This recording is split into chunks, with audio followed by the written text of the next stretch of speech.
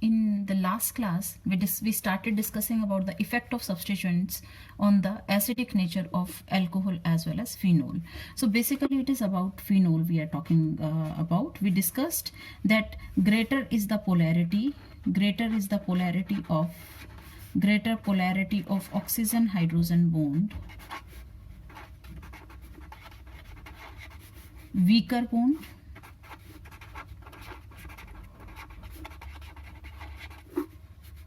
strong acid. Now let's discuss about the effect of substituent. Say for example this is phenol, and phenol is having an electron withdrawing group. Say one electron withdrawing group is present. Here is electron withdrawing, say EW, electron withdrawing group is present. Now this electron withdrawing group will withdraw the electron towards itself. That's how it will increase the polarity of oxygen hydrogen bond, and that is why it will increase the polarity of oxygen hydrogen bond and will make the bond weak bond, and that is why will become a stronger acid. Now you should understand how is it increasing the polarity, because it is withdrawing electron from oxygen, and that's how oxygen will become more electronegative, or you can say it will disperse the negative charge of oxygen, and that's how the polarity of oxygen hydrogen bond increases, and that is why the bond become weaker and the acid will become stronger acid. So what I'm trying to tell here, electron withdrawing group will increase the acidic strength.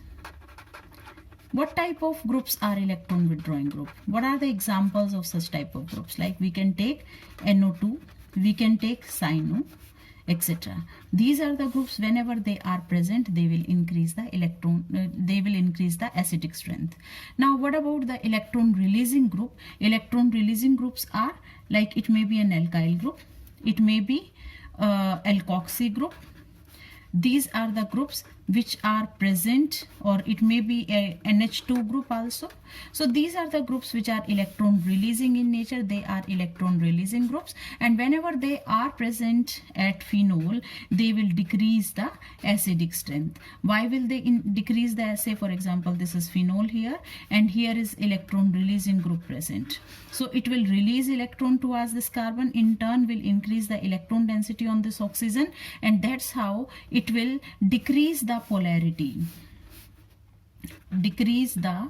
polarity of oxygen hydrogen bond.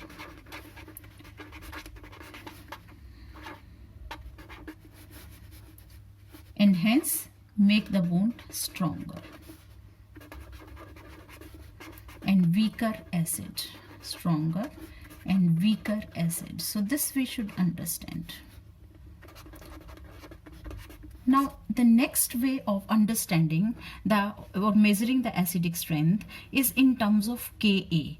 Like say for example we talk about the dissociation of water. What about dissociation of water? H2O will dissociate to give H ion plus OH minus ion. So now if we write the Ka for it, that is acid dissociation constant for it, it will be hydrogen ion into hydroxide ion concentration divided by water concentration, and this will be a constant, so that is why it will become hydrogen ion and hydroxide ion. So greater is these concentration, greater will be the Ka value. It means greater is the concentration of hydrogen ion. What does it mean? That acid is a strong acid. Similarly the same thing can be taken for the alcohol as well as phenol. Like alcohol will dissociate to give RO, that is alkoxide ion plus hydrogen ion. Now this greater is hydrogen ion, greater is the concentration of hydrogen ion, stronger will be the acid. Greater hydrogen ion means what? That Ka value is to be high. So what I am trying to tell here, higher is the Ka value, stronger is the acid. Higher Ka value, higher Ka value, stronger acid. Now if we compare the Ka value for the different Ka value of ethanol is 10 raised to power minus 18. Ka value of water, we all know what is it, 10 raised to power minus 14 at room temperature, and Ka value of phenol is 10 raised to power minus 10. These all are approximate values. So 10 raised to power minus 18, 10 raised to power minus 14, 10 raised to power minus 10, which is highest. Whatever the compound is having highest Ka value will be the strongest acid. So on this basis we can easily conclude that phenol is the strongest acid. Phenol is strongest, followed by ethanol, followed by water, H2O, and then it is ethanol. So that's how the Ka value. Ka value of phenol is 9.98. Ka value of phenol is 10 raised to power minus 10. Ka value of water is, that is 10 raised to power minus 14, and of ethanol is 10 raised to power minus 18. So Ka value of ethanol is minimum, that is 10 raised to power minus 18. That is why it is a weakest acid. Now what about the pKa value? What is pKa? We know pKa is negative logarithm of Ka value. So if a strong acid has higher Ka, it means its pKa should be lesser. So what does it mean? Higher Ka, stronger acid.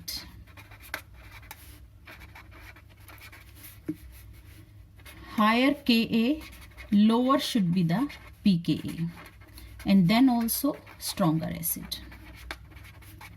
So I hope I am clear about it. Higher Ka, stronger acid, and stronger acid will be having higher Ka or will be having lower pKa, because pKa is a negative logarithm of Ka. So if we see, or if we have a glance at the pKa value of few compounds, like here you should pay attention to phenols. pKa is 9.98, para-nitrophenol is 7.1. What does it mean? That para-nitrophenol, nitro group is increasing its acidic strength because pKa is lesser.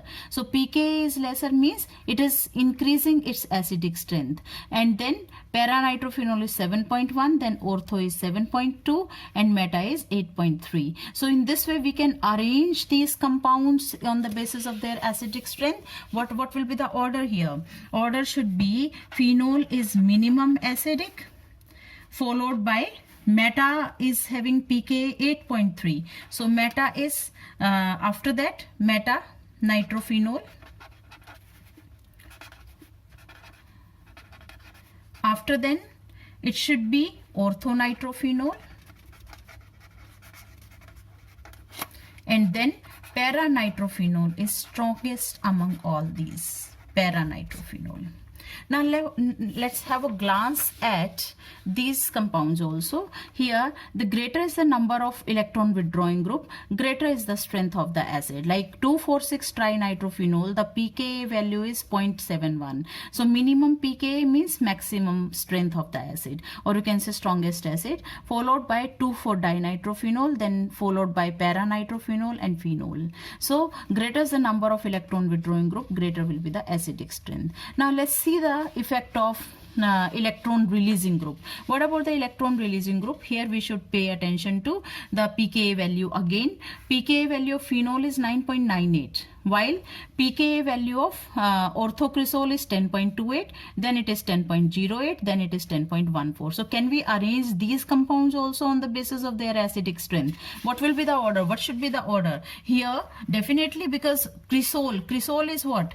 Cresol is phenol with the methyl group. So definitely methyl is an electron releasing group, so it will decrease the acidic strength. So any kind of cresol is going to be lesser acidic as compared to phenol. So phenol is going to be the strongest acid, no doubt in that. Phenol is the strongest acid, followed by after that lesser pKa value is 10.08.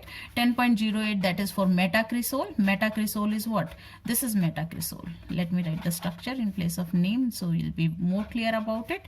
This is metacresol. Its value is, this is 9.98 pKa, this is 10.08 pKa, and after then we have paracresol. Paracresol is here OH CH3, and the maximum effect of methyl group is at ortho position. That is why orthocresol is minimum acidic, or it is decreasing acidic strength by being present at ortho position. Why is it so? You should always keep in mind, whenever any group is present at ortho position, will be having maximum effect. What does it mean? Like electron releasing group, if decreases the acidic strength, so it will be decreasing maximum by being at ortho position. Similarly, if electron withdrawing group increases the acidic strength, it will be increasing maximum by being at the ortho position. Then why is it so? Why ortho nitrophenol is a weaker acid as compared to para? That is because of hydrogen bonding, because intermolecular hydrogen bonding happens. That is why it happened. Otherwise, the case is same. Whenever the group is present at ortho position, it will be having maximum effect at ortho position, and this is called as ortho effect. This is called as ortho effect. So this is all about the effect of substituents in alcohols and phenols. Now we are discussing about the next, that is other reactions involving oxygen hydrogen bond cleavage. One reaction is esterification. Esterification means formation of ester. This reaction we discussed in class 10 also. Formation of ester, or you can say the reaction involving preparation of ester, is called as esterification. How esterification takes place? That happens by reaction of an alcohol with a carboxylic acid like this.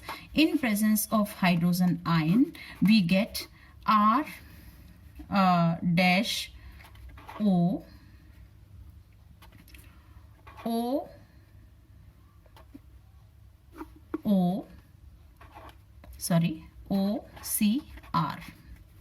like this. It's a wrong structure. It should be written like this: R dash O coming from here and O C double bond O R. Yes, this structure is like this. You may understand. R C double bond O OH. So OH from here remaining this group, and H from here. Water is given out.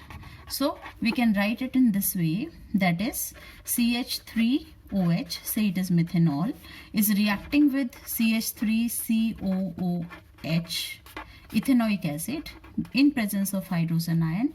Then what are we getting? It is CH3O, then C double bond O, CH3. What is the name of this acid? This is this ester. This is the parent acid. This is the methyl group. So it is methyl ethanoate or methyl acetate. Ethanoate plus water. Now what is the function of this H ion and which acid is used here? Generally it is concentrated H2SO4 used here. What is the function of this? It acts as a protonating agent for the reaction to happen, as well as it acts as a dehydrating agent also. Dehydrating agent. Why does it, or why do we require a dehydrating agent? Because the water gathered here, because you can observe that it's a reversible reaction. If water will be collected here, it will shift the reaction in the backward direction. What if the reaction of alcohol takes place with an acid chloride, CH3OH? If the reaction is taking place with an acid chloride, say it is CH3COCl, the reaction has to happen in presence of a base, that is pyridine. Pyridine will be used here. Pyridine is a base. Why pyridine is required here? That we will come to know. Let's do the reaction first. H from here, Cl from here. Because all these reactions are in the category of breaking of oxygen-hydrogen bond. So this bond is broken, so H ion is released, and from here it is Cl. So the byproduct obtained will be HCl. And what about the major product obtained? It will be CH3O is left from this molecule, and from the other molecule we are left with this group. So what is the name of this? This is again methyl ethanoate. Methyl ethanoate is the ester obtained here. Now what about if the reaction is carried out? Say for example, if it is R-OH and we have an acid anhydride, RCO whole twice O, the reaction will take place in presence of a acid, and the product obtained will be RCOOR dash plus a carboxylic acid, that is RCOOH. H from here will combine with this. We may understand in this way. This can be written like this: RCO, RCOO. So the bond is broken from here. So RCO from here, R dash O from here. Ester is formed, and remaining is RCOO left. RCOO will be combining with H to give this carboxylic acid. Now same story happens with phenol also. Phenol also undergo esterification reaction like phenol on reaction with any of the acid, that is CH3COOH, in presence of an acid will be giving ester. This will also give an ester, that is OCOCH3.